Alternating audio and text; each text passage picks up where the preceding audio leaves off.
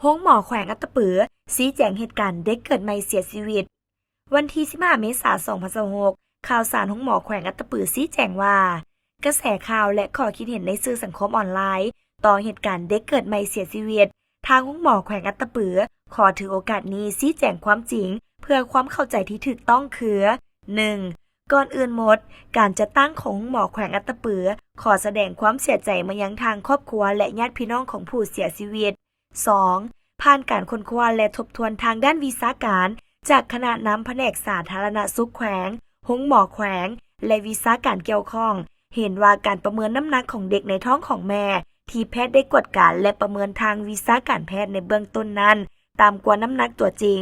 ซึ่งแพทย์ประเมินว่าผ่านมาแม่เคยเกิดลูกคนทำอิฐที่มีน้ำหนัก4กิโลกรัมกว่าแล้ว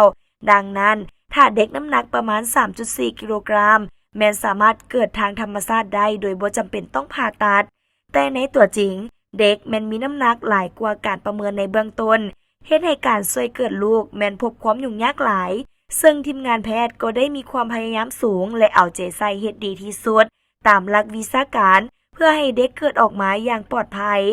ภายหลังเกิดออกมาแล้วทางแพทย์หมอก็ได้เอาใจใส่ติดตามปิ่นปัวสุดความสามารถนับแต่วันที่9หาวันที่12เมษายน2026แต่ก็บ่สามารถรักษาชีวิตไว้ได้